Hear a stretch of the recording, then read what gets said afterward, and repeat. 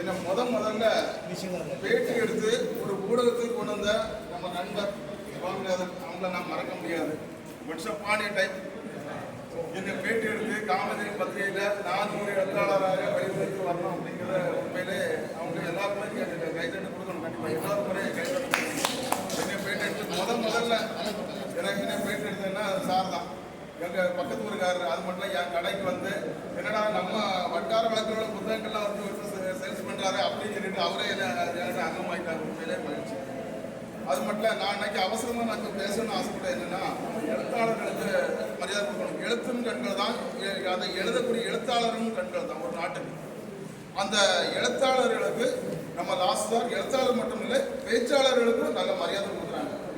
அது எப்படி நான் சொல்றேன்னா, இப்போ அவங்களுக்காகவே தமிழுக்காக மட்டும் இல்லை, எழுத்தாளர் பேச்சாளர்கள் இந்த மன்றத்தை ஆரம்பிச்சு இந்த மன்றம் வந்து சிறப்பாக நடத்திட்டு வராங்க. அது ஒரு முக்கியமான பாராட்டு தான்.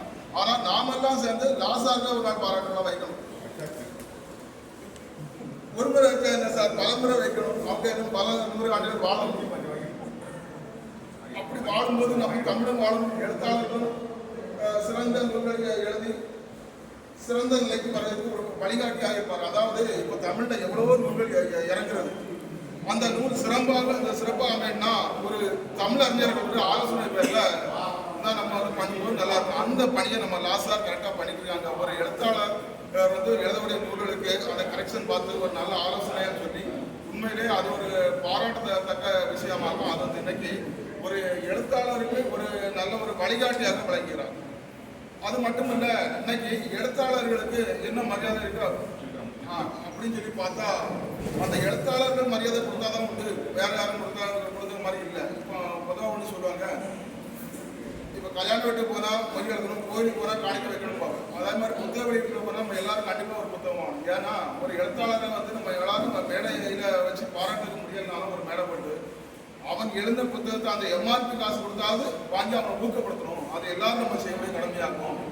இந்த இதை செய்யணும். அது மட்டும் இல்லை, இந்த எழுத்தாளருடைய புத்தகங்கள் வந்து விற்பனை ஆகாமல் வீட்டில் முடங்கி கிடக்கிறது. அதுக்காக தான் நான் இப்போ தமிழக அரசுக்கும் நம்ம ஆட்சியாளருக்கும் ஒரு சில மனு வரை ஒன்று எழுதி கொடுத்துருக்கேன். புத்தக சந்தை ஒன்று அமைக்கணும். அதாவது நாகர்கோயில் நகரில் ஒரு புத்தக சந்தை ஒன்று அமைச்சு நம்ம எழுத்தாளர் அந்த இதில் வந்து புத்தகம் வந்து சேல்ஸ் பண்ணக்கூடிய ஆள் மட்டும் சேல்ஸ் ஆகணும் அப்படின்னு இல்லை, எல்லா எழுத்தாளர்களும் அங்கே வந்து சேல்ஸ் பண்ணலாம். யார் வேணாலும் புத்தகத்தை விற்பனை பண்ணலாம். அப்படி ஒரு புத்தகம் சேல்ஸ் பண்ணக்கூடிய இடம்னா அந்த இடத்துல வந்து படைப்பாளர்கள், அதை வந்து விற்பனை செய்யக்கூடிய பதிப்பவர்கள் எல்லாரும் சேர்ந்த ஒரு கூடாரம். அந்த நிகழ்ச்சி வந்து ஒரு நாள் மட்டும் நடந்தால் போகாது, மாதத்தில் ஒரு நாள் இல்லை தினமுறை நடத்தலாம். ஒரு சாயங்காலம் ஒரு மீட்டிங் நிகழ்ச்சியோட நடத்தணும். இது தமிழ் வரக்கூடிய இடமாகும். இப்படி நான் ஒரு கோரிக்கை ஒன்று வச்சிருக்கேன். அது மட்டும் இல்லை, குமரி மாவட்டத்தில் ஒரு இடத்துல மட்டும் இல்லை, மாக்காண்டு தகவல் இது எல்லா இடத்துலையும் அரசு சார்பாக இந்த நிகழ்ச்சியை நம்ம நடத்திடணும். அதாவது புத்தக சந்தை அமைக்கணும் அப்படிங்கிற கோரிக்கையை கூறி இந்த நிகழ்ச்சி வாய்ப்பு கொடுத்த அனைவருக்கும் நன்றி கூறி என்னோட உரையை முடிக்கிறேன். நன்றி, வணக்கம்.